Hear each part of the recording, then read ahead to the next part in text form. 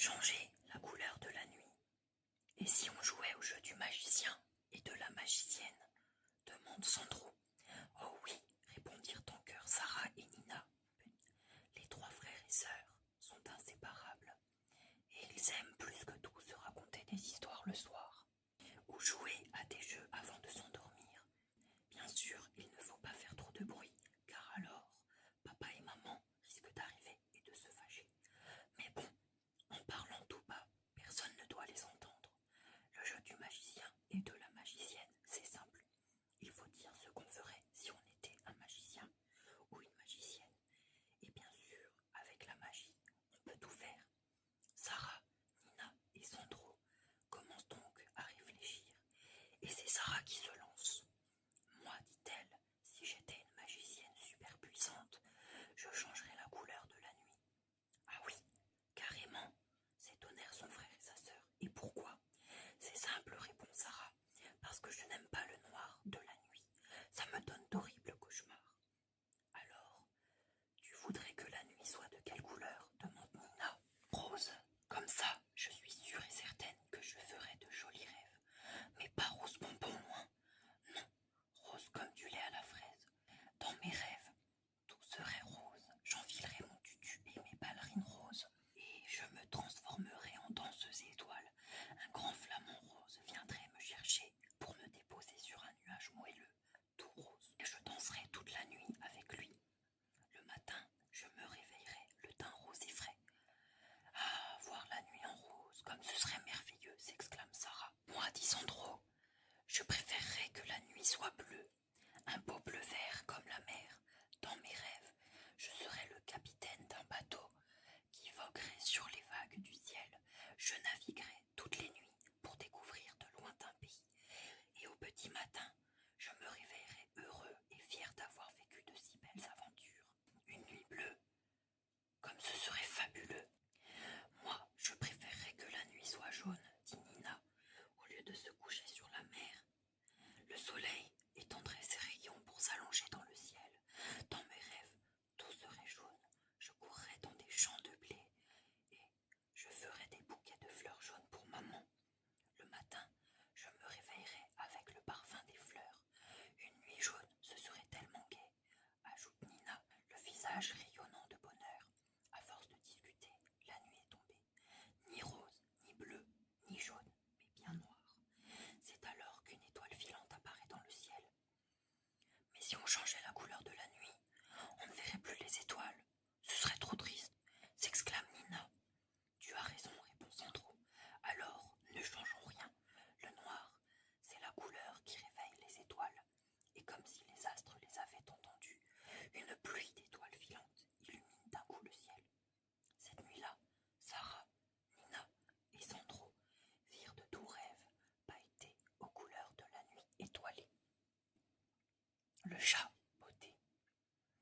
Il était une fois un meunier qui avait 3 fils. À sa mort, il laissa à son aîné un moulin, au second un âne, et le cadet ne reçut qu'un chat. Ce n'est pas juste, déclara le jeune homme devant son héritage. Que vais-je faire de ce misérable chat? Cessez donc de vous apitoyer, mon maître. Fournissez-moi de bonnes bottes, de beaux habits et un grand sac, et vous verrez que vous n'êtes pas si mal loti, répondit l'animal. Quelque peu étonné, le jeune meunier fit ce que le chat lui demandait.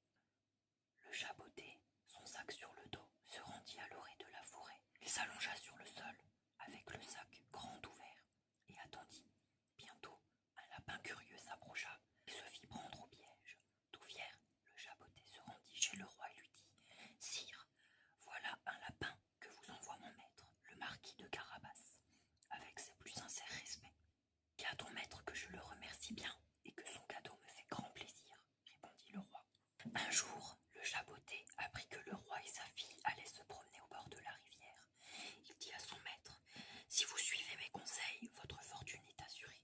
Allez vous baigner à l'endroit que je vais vous montrer, puis laissez-moi faire. » Le jeune homme obéit. Pendant qu'il se baignait, le roi vint à passer. Le chat se mit à crier de toutes ses forces. Au secours, monsieur le marquis de Carabas se noie. Le roi, reconnaissant le chat, donna l'ordre à ses gardes d'aller sauver le faux marquis, pendant qu'on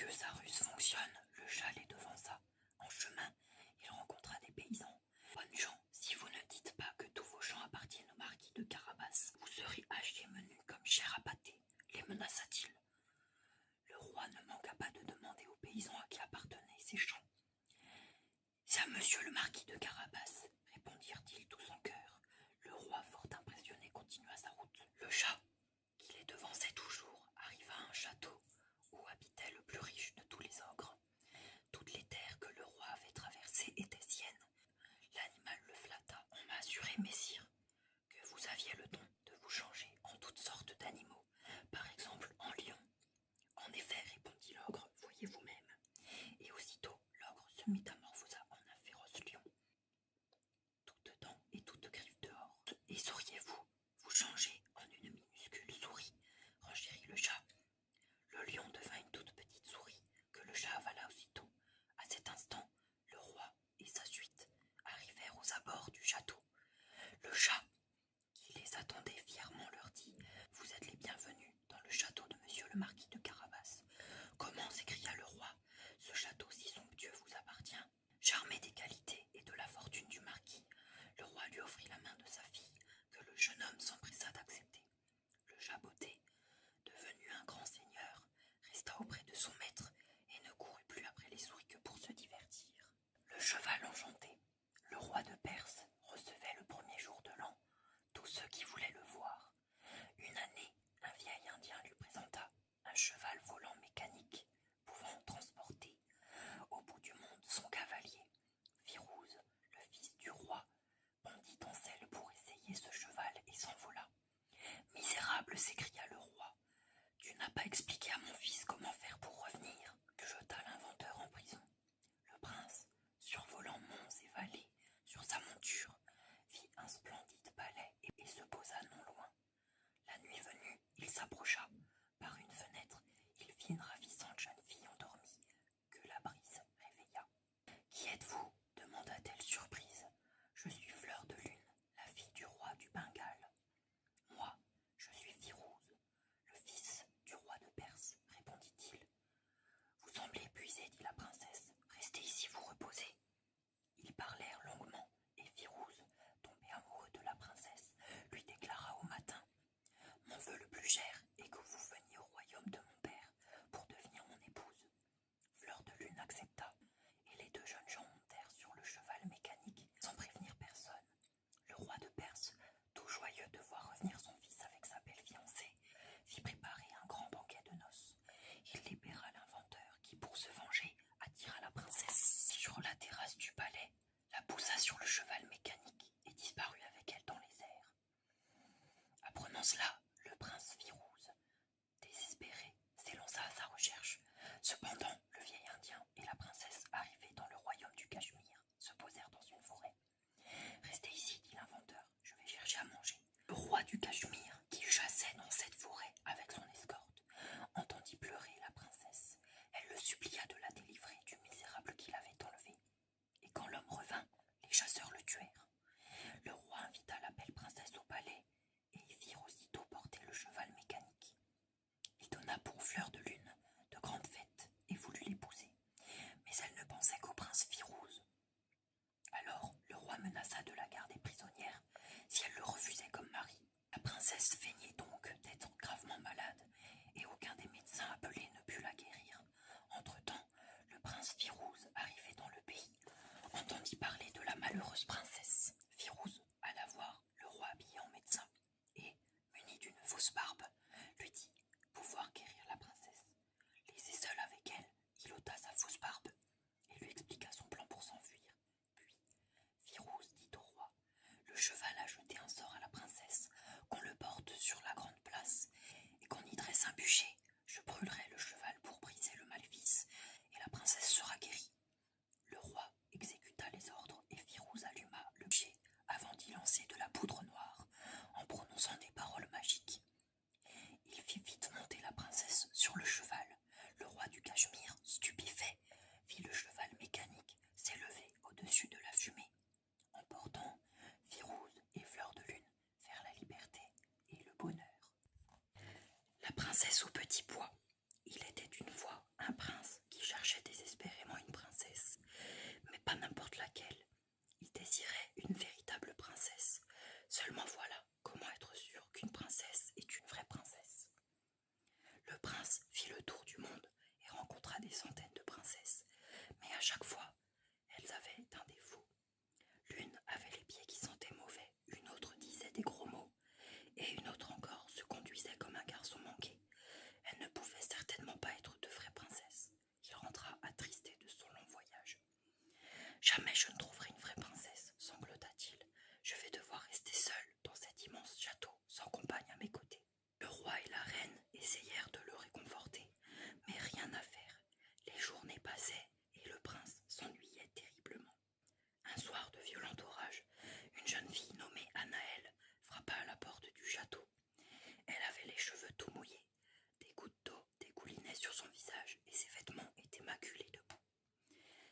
ressemblait aux mendiantes qui vivaient dans le village. Pourtant, elle affirmait être une princesse. Laissons-la entrer, proposa la reine. Je saurais reconnaître une véritable princesse. La reine donna à l'inconnue une robe toute propre, ainsi qu'une paire de chaussures.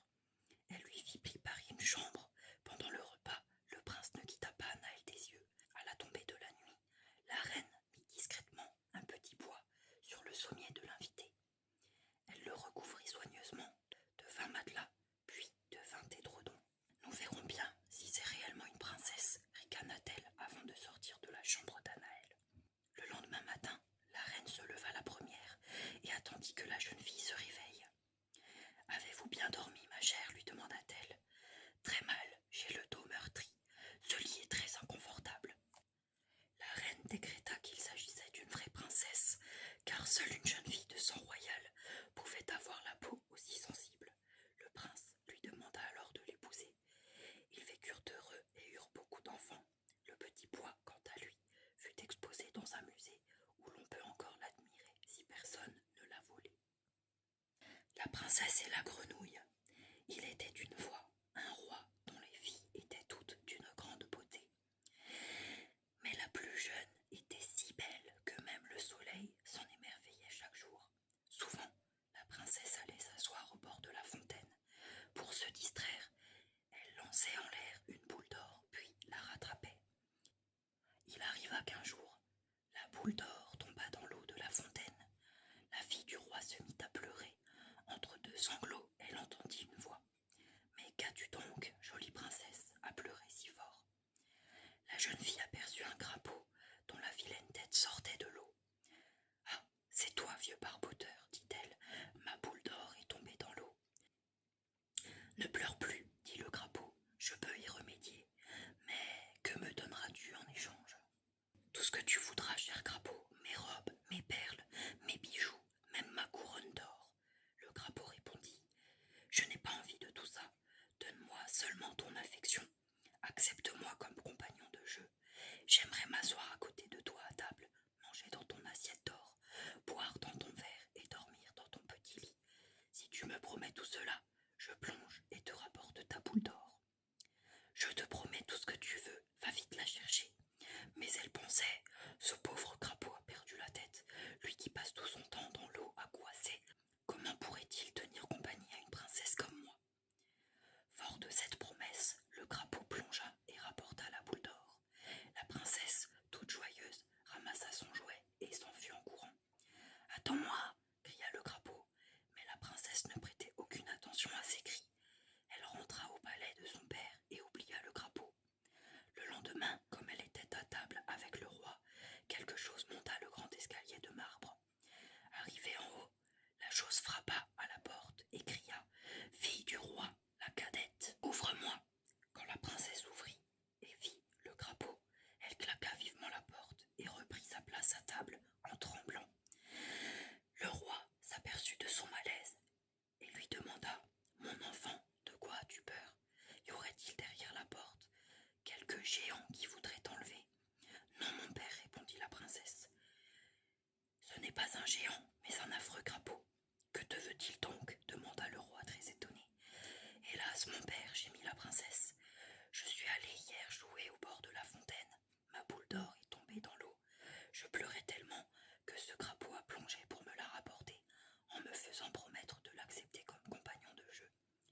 Mais je n'aurais jamais imaginé qu'il quitterait la fontaine. Ils entendirent frapper une seconde fois. Le roi dit avec fermeté « Ma fille, tu dois tenir ta promesse. Fais entrer ce crapaud. » La princesse alla ouvrir la porte.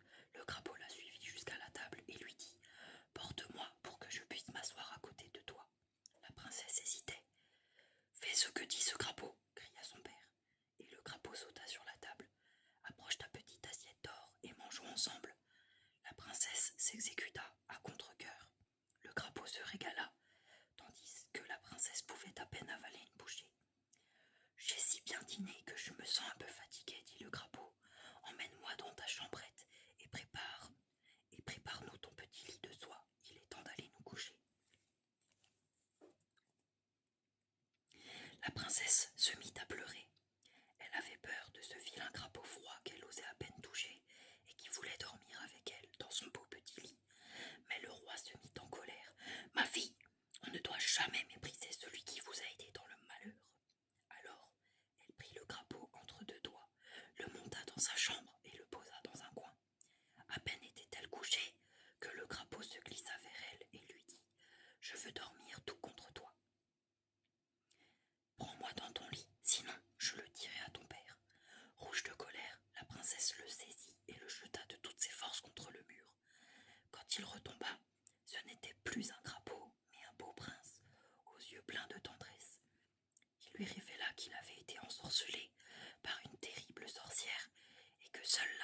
princesse avait le pouvoir de le libérer de ce maléfice.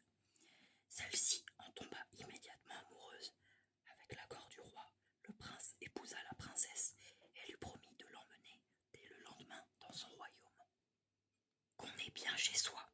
Un jour, Suzy, la petite truie, observe papa cochon, maman cochon, les petits frères cochons, et s'écrie: On est assez, vous êtes sales, vous mangez comme des cochons, et vous sentez mauvais. Moi, je veux être propre, manger bien comme il faut et sentir le savon. Aussitôt dit, aussitôt fait. Suzy prend son baluchon et part sans se retourner. Sous le porche de la ferme, Suzy aperçoit un chat faire sa toilette. La petite truie est ravie. Enfin, un animal qui prend soin de lui. Elle s'approche et lui demande avec envie: Pourrais-tu m'apprendre à devenir un chat? Bien sûr, c'est facile. Il faut se laver, dormir et chasser. Le chat explique à Suzy comment se laver. Mais ce n'est pas aisé quand on est si gros de se lécher le dos. Soudain, le chat bondit sur une souris. Tu manges des souris? Interroge Suzy avec une grimace. Oui, et des oiseaux aussi. Très peu pour moi, s'écrie Suzy. Je préfère encore être sale que de chasser. C'est décidé, je m'en vais. Dans le poulailler, Suzy voit des poules picorées. La petite truie est ravie. Enfin des animaux qui mangent bien comme il faut. Pourriez-vous m'apprendre à devenir une poule? Interroge Suzy. Bien sûr, c'est facile. Il faut picorer, boire et couver. Les poules montrent à Suzy comment picorer. Mais ce n'est pas aisé quand on a un groin d'attraper de si petits grains. Soudain, alors qu'elles se désaltèrent, les poules se mettent à glousser. C'est l'heure de la couver. La petite truie s'assied sur un œuf. Crac! Il se brise en 1000 morceaux. Elle essaye sur un autre. Crac et recraque. J'en ai assez, déclare Suzy. Je préfère encore manger comme un cochon que couver toute la journée. C'est décidé, je m'en vais. Suzy remarque alors des canards en train de plonger dans une mare. La petite truie est ravie. Des animaux toujours mouillés ne peuvent pas sentir mauvais. Pourriez-vous m'apprendre à devenir un canard? Bien sûr, c'est facile, il suffit de plonger. Sans hésiter, Suzy s'élance dans la mare. Splash! Elle éclabousse tous les canards. Au secours, appelle Suzy. Je ne sais pas nager. Ses amis se précipitent pour l'aider et la sortent de l'eau. C'en est trop, s'écrie Suzy. Je préfère encore sentir mauvais que me noyer. Cette fois, je rentre chez moi. Suzy n'a plus qu'une envie, se rouler dans la boue. Mais quand elle revient à la porcherie, son père porte un nœud papillon, sa mère un collier de perles et ses petits frères des mocassins vernis. Tout le monde s'affaire autour de Suzy. Ses petits frères lui passent une serviette autour du cou. Son père lui tend des couverts en argent et sa mère l'asperge de parfum. Mais au lieu d'être ravie, Suzy se met à pleurer. Je veux être sale, manger comme un cochon et sentir mauvais. Papa cochon, maman cochon et les petits frères cochons se regardent ébahis. Dans l'instant, tout le monde se jette dans la boue, la tête la première. Ah, quel caractère de cochon cette Suzy! Rayata est l'esprit de l'eau. Le village de la princesse Rayata était situé loin de tout. Loin des autres villages, loin des animaux sauvages et surtout loin de la rivière. Tous les jours, les femmes de la tribu Rayata, y compris, devaient marcher pendant des heures avec des jarres sur la tête pour aller chercher de l'eau. C'était un travail difficile et épuisant. Vides, les jarres pesaient lourd, mais pleines, leur poids était si insupportable que les femmes avaient l'impression de s'enfoncer dans le sol à chaque pas et souffraient d'horribles maux de tête. Un jour, Rayata demanda aux autres femmes de rentrer au village et de la laisser seule quelques instants. Elle était fatiguée et avait envie de profiter un peu de la fraîcheur de la rivière. C'était son privilège de princesse. Elle plongea les mains dans l'eau et laissa l'eau couler sur sa peau. Soudain, Rayata entendit une petite voix l'appeler. « Princesse, sors-moi de cette rivière et ton eau deviendra légère. » Rayata aperçut alors un petit esprit prisonnier d'une plante d'eau. Elle plongea la main dans la rivière, en ressortit l'esprit. Elle le posa sur un rocher et la créature lui dit « Rentre au village et reviens me voir quand tu le souhaiteras. » Perplexe, Rayata reprit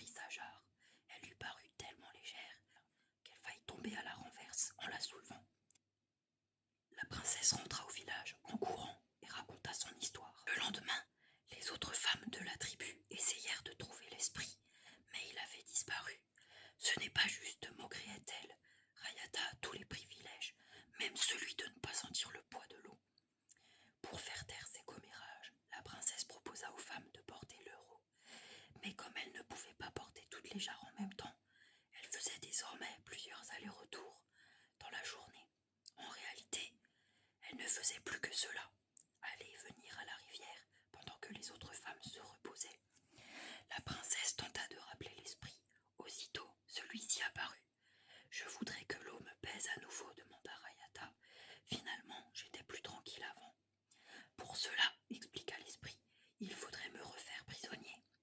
Rayata attrapa l'esprit et le plongea dans l'eau, mais prise de remords, elle le replaça sur le rocher.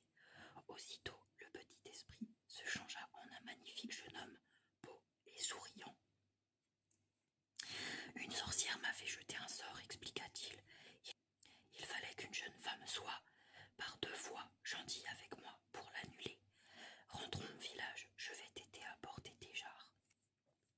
De retour au village, l'esprit qui se nommait Goudou construisit des charrettes pour les femmes du village. Il alla ensuite demander à son père, chef de la tribu voisine, un âne. Celui-ci, n'ayant pas vu son fils depuis tant d'années, ne put refuser. C'est ainsi que les femmes allèrent désormais chercher de l'eau avec un âne et une charrette, les délivrant au passage de leurs maux de tête. Quant à la princesse, elle épousa le beau Goudou et ne retourna jamais chercher d'eau à la rivière. Désormais, elle n'y allait que pour y plonger ses mains et se rafraîchir en souvenir de sa rencontre avec Goudou. Réponse. Un mari et sa femme souhaitaient depuis longtemps avoir un enfant. En vain. Un jour, la jeune femme aperçut dans un jardin voisin de magnifiques plantes connues sous le nom de réponse. Elle se mit en tête de manger ces plantes afin de se fortifier et ainsi pouvoir tomber enceinte. Le mari, inquiet pour la santé de son épouse, alla en cueillir de pleines brassées, mais sa femme en voulait toujours plus. Il retourna donc dans le jardin, mais cette fois se fit surprendre par la sorcière habitée là. « Comment oses-tu entrer dans mon jardin sans ma permission ?» vociféra-t-elle. Entendant les explications du pauvre homme, elle lui répondit « Je t'autorise à venir chercher autant de réponses que tu voudras, à condition que tu me donnes ton premier enfant. » Le mari, désespéré, accepta. Après plusieurs mois, fidèles à leur promesse, le mari et sa femme remirent à la sorcière leur premier bébé, une jolie petite fille. La sorcière l'emporta et l'appela Réponse. Lorsque des années plus tard, l'enfant devint une belle jeune fille, elle l'enferma dans une tour. Afin de monter la voir, la sorcière demandait « Mon enfant, fais descendre tes cheveux jusqu'à moi pour que je puisse monter. » Et la jeune fille, après avoir tressé sa lourde chevelure, la laissait descendre jusqu'au bas de la tour. Or, un jour, un prince qui passait par là entendit chanter la jeune fille. Il s'arrêta pour l'écouter quand il vit la sorcière s'approcher, puis monter à la tour. Observant la jeune fille se pencher à la fenêtre, il tomba amoureux d'elle immédiatement. Le soir même, il appela Réponse, comme il avait vu la sorcière le faire. Réponse crut reconnaître celle qu'il avait élevée, et sans méfiance, fit descendre ses cheveux. Prince grimpa alors jusqu'à elle et lui déclara sa flamme. D'abord effrayée, la jeune fille le trouva gentil et beau. Ils s'éprirent l'un de l'autre. Après plusieurs visites, le prince dit à Réponse « Je veux t'épouser et t'emmener loin d'ici dans mon royaume. » Ils convinrent que le soir même, le prince reviendrait avec des cordes de soie assez longues pour remplacer la chevelure de la jeune fille et l'enlèverait. Mais alors qu'elle parlait à la sorcière lors de sa visite journalière, Réponse se trahit et la vieille femme, furieuse, l'emmena loin de la tour dans une maison déserte. Le soir, la sorcière tendit un piège au prince et lui jeta un sort. « Tu ne reverras plus jamais Réponse, et pour avoir bravé mon interdiction, tu resteras aveugle. » Dès lors, malheureux et aveugle, le prince fut condamné à errer à la recherche de sa bien-aimée. À force d'espoir et de persévérance, son amour le conduisit dans le lieu où vivait la jeune fille. Ce jour-là, Réponse chantait, et le prince reconnut aussitôt la voix qui l'avait charmé. En le reconnaissant, Réponse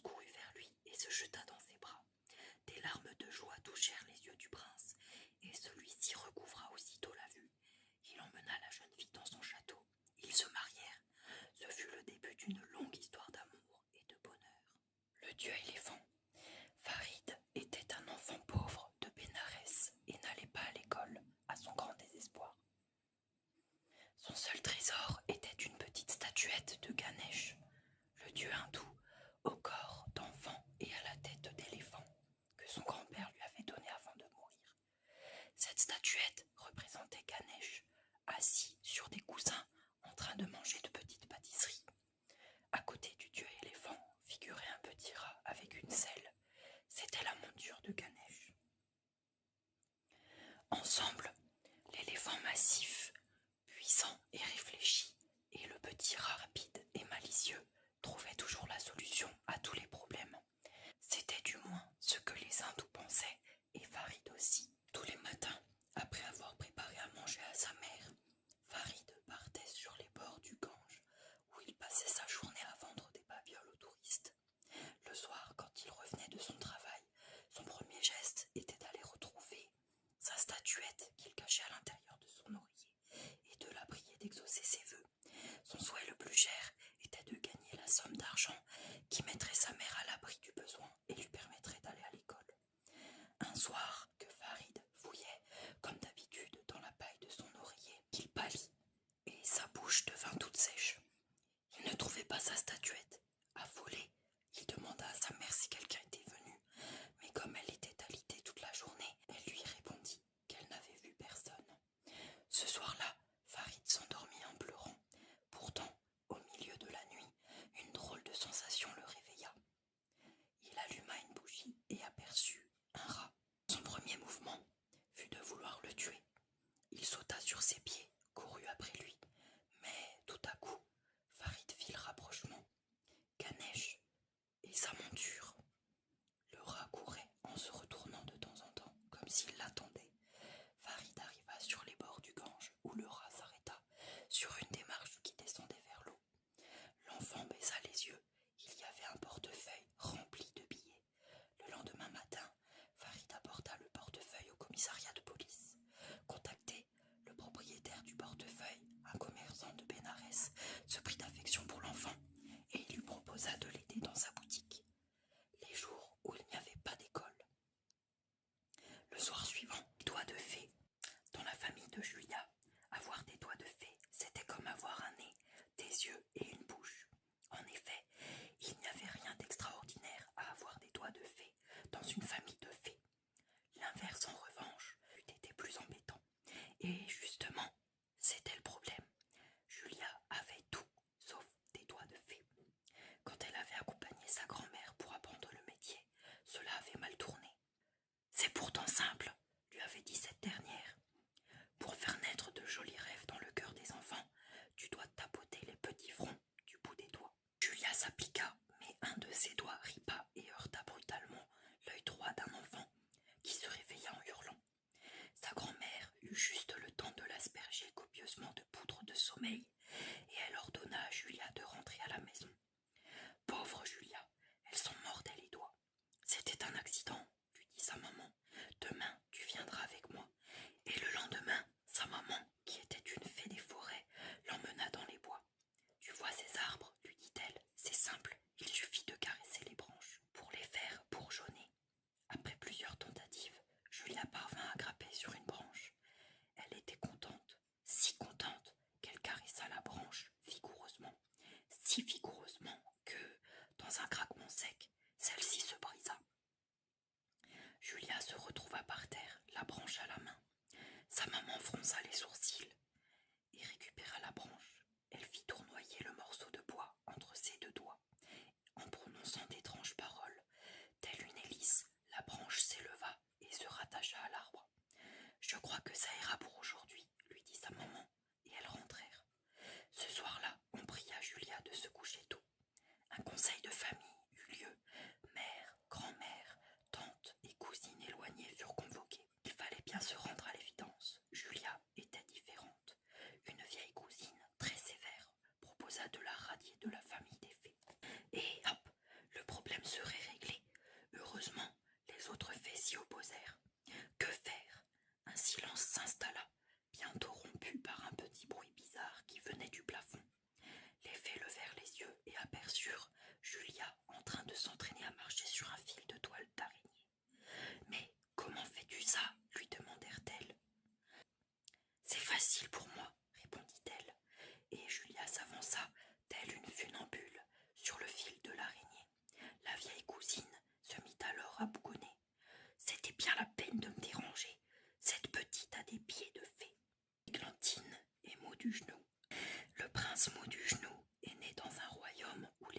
passent plus vite que les minutes, et les minutes plus vite que les secondes.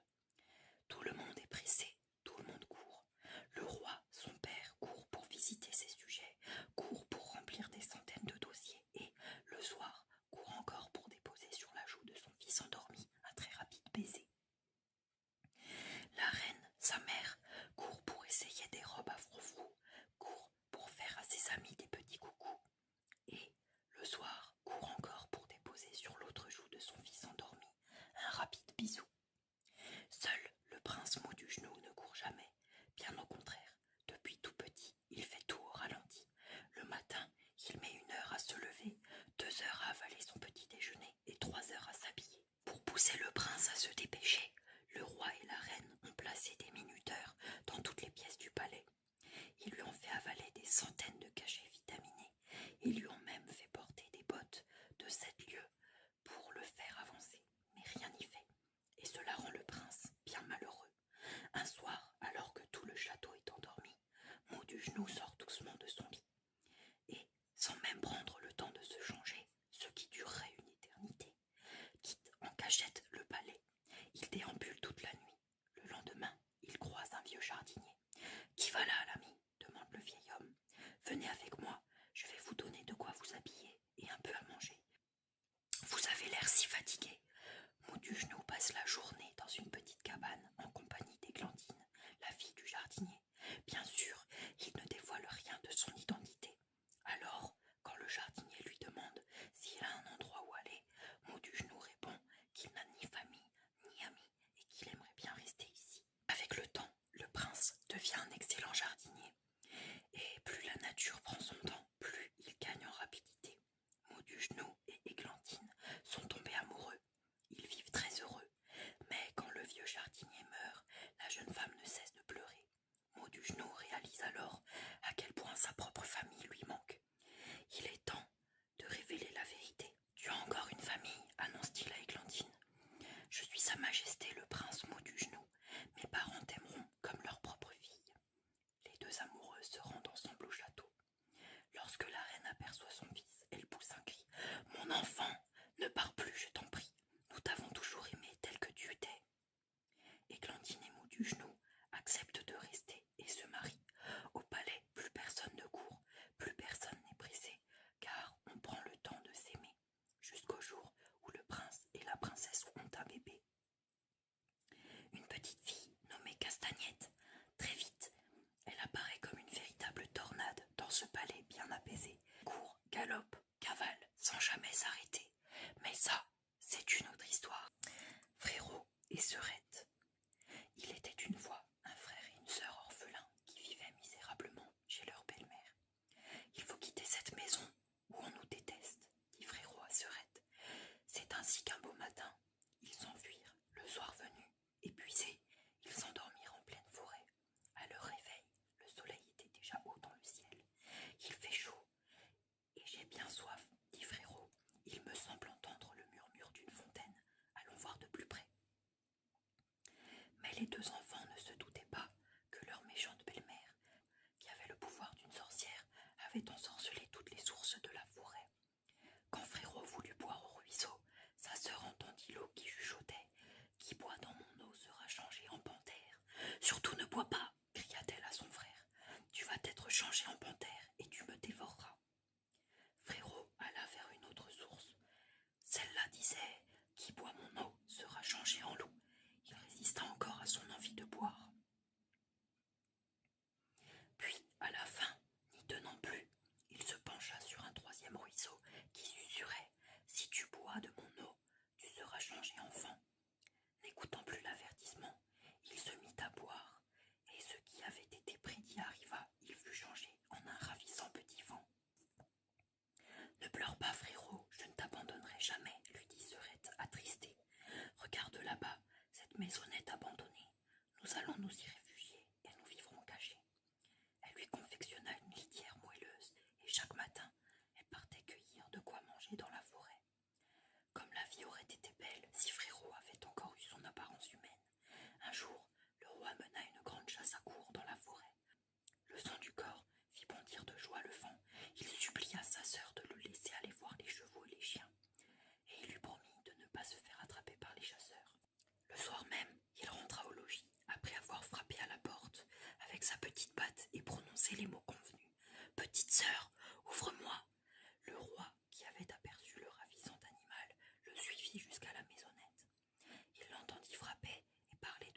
voix. Alors, le lendemain, devançant le vent, il frappa à la porte et dit « Petite sœur, ouvre-moi !» Sœurette ouvrit sans méfiance. Devant elle se trouvait un beau jeune homme coiffé d'une couronne d'or. Le roi, ébloui par la beauté de la jeune fille, lui dit aussitôt « Acceptez-vous de venir vivre avec moi dans mon château et de m'épouser ?» La jeune fille, très émue, donna son accord et ajouta « Mais il faut emmener avec nous le petit Fan, car il ne me quitte jamais. » « Qu'il vienne avec nous, dit le roi, et il la conduisit au château où les noces furent célébrées. Ils vécurent heureux, car le petit Fan était choyé, dorlotait et gambadait librement dans le parc. La méchante marâtre, qui les croyait morts, finit par apprendre qu'ils vivaient dans un bonheur parfait. Le temps passa, et la jeune reine mit au monde un beau bébé. La sorcière, qui voulait se venger, s'introduisit au château avec sa fille qui était fort laide, déguisée en femme de chambre. Les deux créatures préparèrent un bain bouillant pour la jeune reine, et elles l'enfermèrent dans la salle de bain pour la faire périr étouffée par la chaleur. Puis, la vilaine fille se coucha dans le lit de la reine, en prenant soin de remonter bien haut les couvertures. Lorsque le roi revint de la chasse, il désira voir son épouse et son enfant. La vieille sorcière lui barra le chemin. Ne la réveillez surtout pas, Majesté. Elle est lasse comme une jeune maman.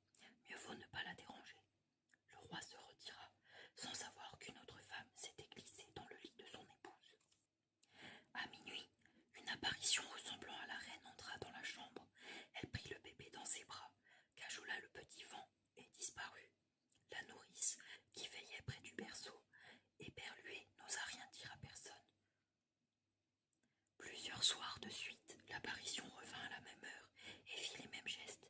Puis, une nuit, elle murmura « Comment va mon enfant ? Comment va mon Fan ? Je reviendrai encore une fois, et ce sera la dernière. » La nourrice, fort effrayée, raconta tout au roi, qui décida alors de veiller lui-même dans la chambre. Vers minuit, l'apparition se manifesta de nouveau. « Comment va mon enfant ? Comment va mon Fan ? Ce soir encore, je viens pour ne jamais revenir. » Le roi ne put se contenir. Il s'élança vers elle en lui disant ces mots. « Vous ne pouvez être que ma femme chérie pour parler ainsi. » Au même instant, la reine recouvrit la vie. Les gardes se débarrassèrent des deux horribles femmes et le petit Fan retrouva sa forme humaine, car l'ensorcellement était brisé. Frérot et sœurette vécurent heureux jusqu'à la fin de leur jour. Musicien de Brême. Il était une fois un homme qui, trop âgé, voulait se débarrasser de son vieil âne. Mais l'âne, rusé, devina son intention et préféra prendre la poudre d'escampette. Il partit pour Brême, pensant qu'il pourrait y devenir musicien. En route, il rencontra un chien de chasse qui, épuisé, aboyait avec peine. « Je suis vieux et mon maître ne veut plus de moi, alors j'ai préféré m'enfuir. »« Viens avec moi à Brême, tous deux nous deviendrons musiciens, » proposa l'âne. Le chien ravi le suivit. En chemin, ils croisèrent un chat tout triste. « Je suis vieux, dit-il, je ne cours même plus après les souris, et ma maîtresse en a assez de moi. »« Viens avec nous à Brême, dit l'âne, tu feras de la musique avec nous. » Les trois amis, reprenant la route, virent un coq perché sur un mur qui leur cria à tue-tête « Demain ma maîtresse me fera passer à la casserole. Aussi je crie tant qu'il est encore temps. » « Viens avec nous à Brême, à nous quatre, nous ferons un beau concert. » Le coq se joignit à eux et tous les quatre repartirent. Le soir venu, ils allaient dormir dans une forêt quand le coq du haut d'un arbre vit une lumière au loin. Curieux, les amis s'approchèrent et découvrirent une ferme. L'âne, qui était le plus grand, regarda par la fenêtre et raconta « Je vois des brigands assis autour d'une table garnie de mets succulents. » Alors, les quatre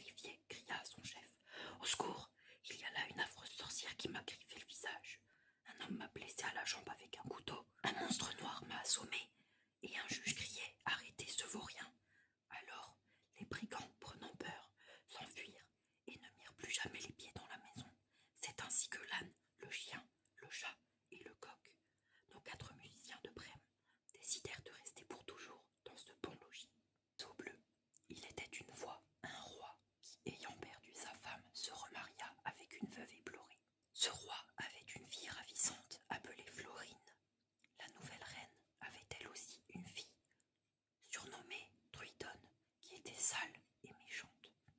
La reine et sa fille, jalouses de Florine, la détestaient. Un jour, un prince étranger appelé Charmant arriva au château. La reine décida qu'il épouserait sa fille, mais quand le jeune homme aperçut Florine, c'est d'elle qu'il tomba amoureux. Furieuse, la reine fit enfermer sa belle-fille dans une tour, puis elle imagina une ruse pour tromper le prince Charmant. On ferait savoir au prince que le soir même, Florine serait à une fenêtre qui donnait sur le jardin, et que par là elle pourrait lui parler. Quand la nuit fut venue, Charmant ne vit pas qu'il déclarait son amour et fidélité à l'affreuse Truitonne. L'horrible fille qui s'était couvert la tête d'un voile noir conduisit le prince chez sa marraine, la méchante fée, Soucio, qui lui dit « Prince Charmant, voici la princesse Truitonne. Elle est ma filleule et je souhaite que vous l'épousiez. » Le prince s'écria « Quand bien même vous m'égorgeriez vif, je ne serai point à une autre qu'à Florine. » Furieuse, la fée Soucio changea le prince en oiseau bleu. Pendant ce temps, Florine, qui croyait que le prince avait épousé Truitonne, pleurait amèrement. Mais un jour, l'oiseau bleu vint se percher face à la fenêtre de la tour et se fit reconnaître.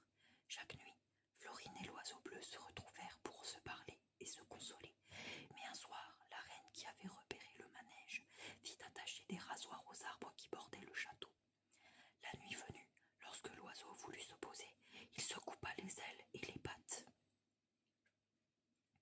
Persuadé que Florine l'avait trahi, le prince parvint à se traîner, mourant jusqu'à son nid.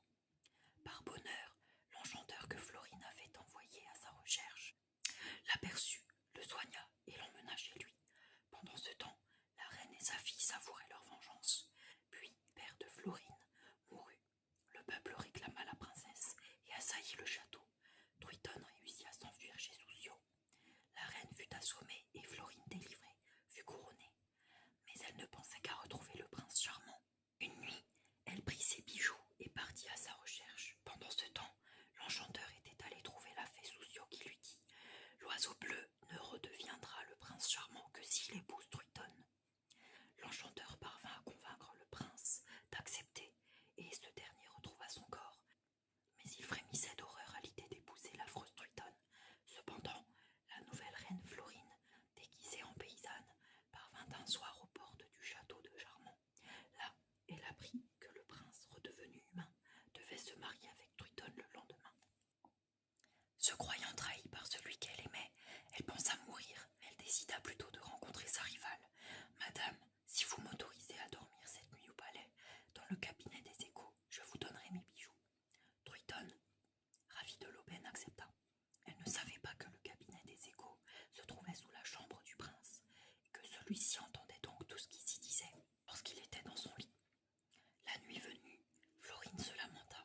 « À combien de dangers me suis-je exposée pour te chercher, pendant que tu me fuis et que tu veux épouser Truitonne? Ne te souviens-tu donc pas de nos tendres conversations ?» Le prince, qui ne dormait pas, se mit à parler à son tour. « Ah, princesse, trop cruelle pour un amant qui vous adorait, est-il possible que vous m'ayez sacrifié à nos ennemis ?» Pris d'un doute, le prince se rendit à la chambre des échos. Quand il y entra, il reconnut sa belle Florine et se jeta à ses pieds. Enfin, ils s'expliquèrent. À ce moment, l'enchanteur arriva avec une bonne fée. Ils unirent leurs pouvoirs en faveur du prince Charmant et de la reine Florine.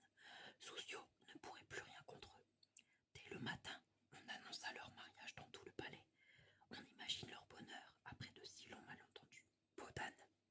Il était une fois, dans une contrée lointaine, un roi et une reine bien aimés de leur peuple. Ils gouvernaient avec bonté, justice et bienveillance. Le reine enchantée, pourvoyant aux richesses du royaume, en souillant sa litière de pièces d'or. L'enfant des souverains comblait cette félicité. À l'image de sa mère, la jeune fille n'était que grâce, douceur et perfection. Hélas, un jour la reine tomba malade. « Il vous faut un héritier, dit-elle à son mari. Mais choisissez pour seconde femme une beauté au moins égale à la mienne. » Et le roi, devenu veuf, dut se résoudre à se remarier. Or, ne trouvant personne qui égale mieux la reine que sa propre fille, il décida d'épouser celle-ci. Affolée, la jeune princesse suivit les conseils de la fée des Lilas et exigea du roi comme condition à leur mariage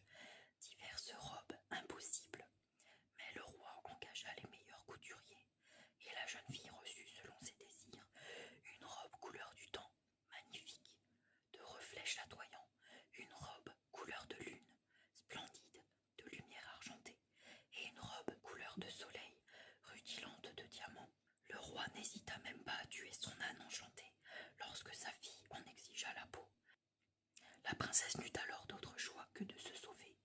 Elle se barbouilla le visage de suie, enfila la peau de l'âne et s'enfuit incognito du château. Elle parvint à une grande ferme. La prenant pour une souillon, on l'appela peau d'âne avant de l'engager pour s'occuper des dindons. Afin de garder espoir, son labeur terminé, peau d'âne se cachait dans sa cabane à l'orée des bois, et d'un coup de baguette magique, elle se parait de ses atouts de princesse. C'est ainsi que le prince d'un royaume voisin la surprit un jour. En regardant par la fenêtre, elle était si belle qu'il en tomba aussitôt amoureux.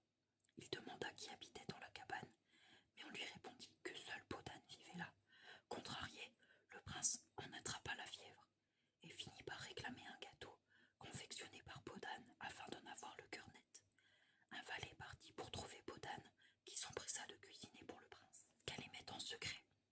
En gage d'amour, elle glissa même son anneau d'or dans la pâte. En le découvrant, le prince comprit qu'une bague si fine ne pouvait convenir qu'aux doigts délicats de sa princesse. Et pour la retrouver, il essaya donc l'anneau à toutes les jeunes filles à marier du royaume. Enfin, on convoqua alors peau d'âne. La bague passant comme prévu à son doigt, elle laissa tomber la peau d'âne de ses épaules et apparut enfin dans sa majesté de princesse.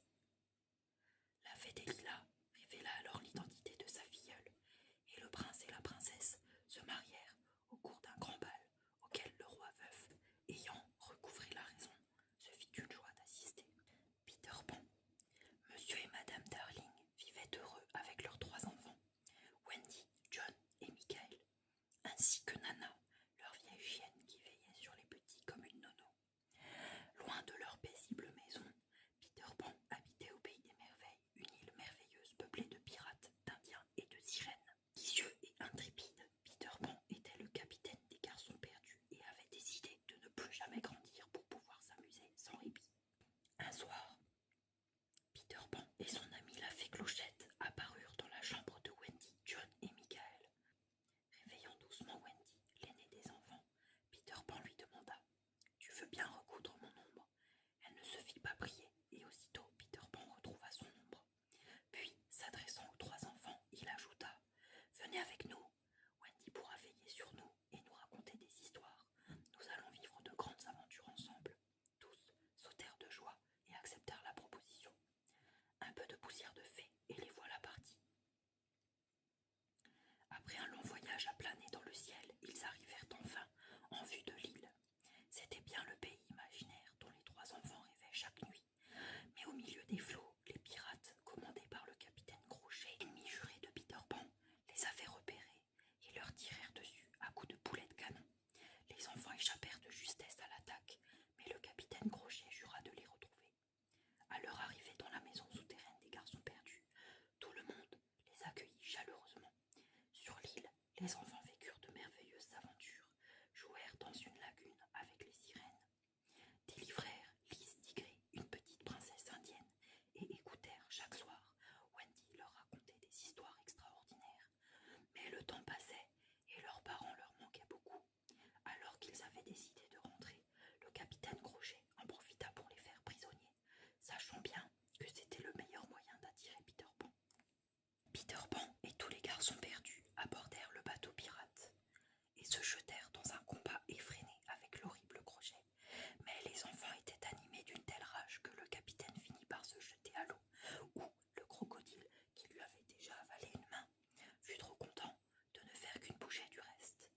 Le nouvel équipage des garçons perdus se mit sous les ordres du capitaine Peter Pan pour ramener les enfants chez eux. Depuis le départ de leurs enfants, Monsieur et Madame Darling étaient si tristes qu'ils en avaient perdu l'appétit. Madame Darling passait son temps dans la chambre de ses enfants à guetter leur retour. C'est alors qu'elle les vit, là, devant elle. Ils étaient enfin rentrés. Madame Darling, tellement heureuse de retrouver ses chers petits, proposa à Peter de devenir sa maman, mais celui-ci répondit « Pour grandir, aller à l'école, devenir un homme, je préfère rester avec Clochette. » Avant de s'envoler par la fenêtre, il promit cependant à Wendy de la retrouver chaque printemps. Et lorsque Wendy devint maman, sa fille connut des aventures extraordinaires avec Peter Pan au pays